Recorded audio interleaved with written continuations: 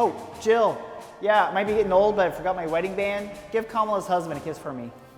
Thanks.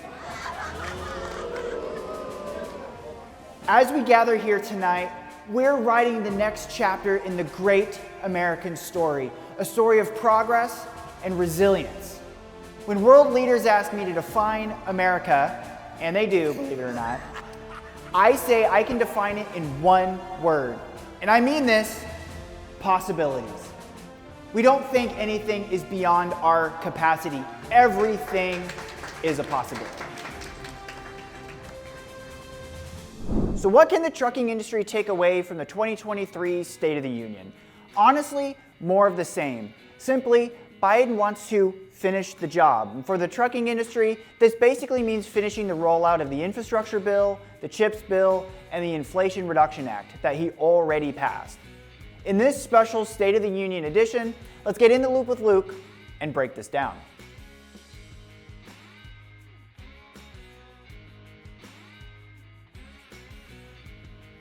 To make this easy, I broke this down in 5 segments: manufacturing, infrastructure, EVs, taxes, and logistics. Let's see what Biden said, where we are at now, and what is to come in these 5 areas. The CHIPS Act was signed into law on August 9th, 2022.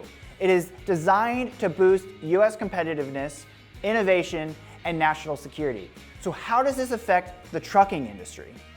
Well, among other things, the CHIPS Act directs $52.7 billion for semiconductor manufacturing, research and development, and workforce development.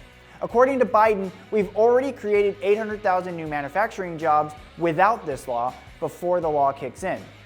Given the scale of the investments required, building new semiconductor fabrication plants, or fabs, will take more than government funding. Private investment is needed too. Well, with this new law, hundreds of thousands of new jobs should be created across the country from companies that have announced more than $300 billion in investment in American manufacturing over the next few years. Basically, all this means more construction to build these fabs and then more distribution or logistics when they are finally up and running. However, probably one of the most important lines in the speech was how Biden wants to build these new construction projects. I know I've been criticized for saying this, but I'm not changing my view. We're going to make sure the supply chain for America begins in America. The supply chain begins in America. We've already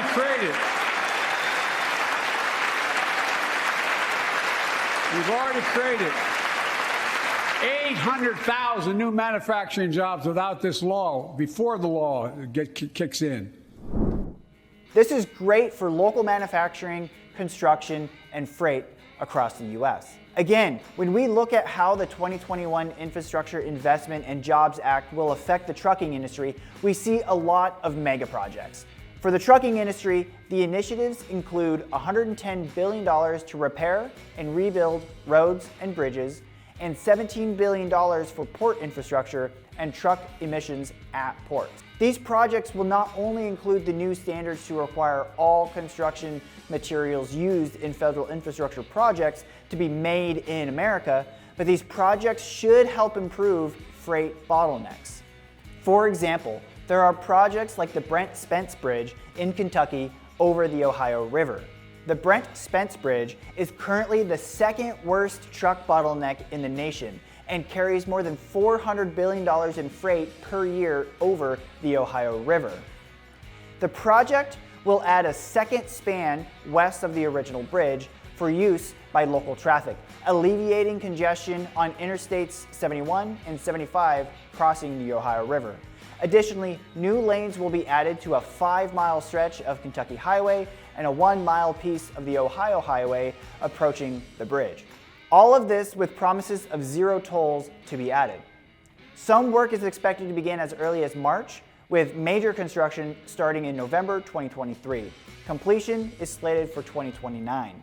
Moving forward, the Department of Transportation Secretary, Polly Trottenberg, said that over the next 4 years, we will be able to fund construction for the pipeline of shovel-ready projects we are creating through the bridge planning grants. This is available for bridges with total eligible project costs over $100 million, with minimum grant awards of $50 million and maximum grant awards of 50% of the total eligible project costs. The transition to electric vehicles from cars, trucks, and semis is in its infancy, but Biden is expecting to invest $7.5 billion to grow EV charging stations from 100,000 today to over 500,000 by 2030. But the funding of this gets a little tricky. The bipartisan legislation approved by Congress ended up providing just half of the $15 billion that Biden had envisioned to fulfill a campaign promise of the 500,000 charging stations by the end of the decade. Biden's Build Back Better proposal aimed to fill the gap by adding back billions to pay for charging stations, but the bill died due to costs. Administration officials now say the infrastructure law will help pave the way for up to 500,000 charging outlets by 2023, and they say private investment could help fill the gap. Looking at you, Tesla. $5 billion in federal money over 5 years relies on cooperation from sprawling rural communities in the U.S., which are less likely to own EVs due to their typical higher price.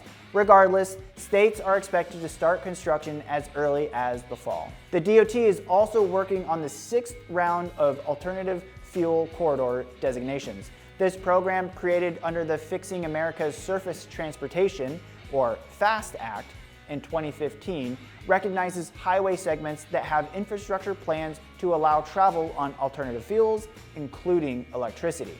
We will see what comes from this funding. Where do we begin with Biden's tax agenda? Well, the president wants 0 tax increases on people making under $400,000, a minimum 15% corporate tax aimed at companies that earned more than $1 billion a year, quadruple corporate stock buybacks to encourage new projects and business investment, and closing tax loopholes for the wealthy. Again, only time will tell to see how these roll through the trucking industry and into your pocketbook. Fact check time. This is government officials bragging about something out of their control, just as much as the global inflation surge had little to do with Biden's policies. His claim of slashing shipping costs by 90% through a bipartisan bill overstates his influence over supply chains normalizing. Regardless, DOT launched the Trucking Action Plan last year with hopes to increase the supply of truck drivers by creating new pathways into the profession. This includes the Under 21 Interstate Pilot Program and Veterans into Trucking incentives.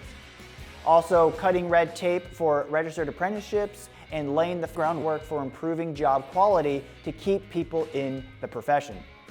Will this change the industry's need for more qualified drivers? Well, as I have said, only time will tell.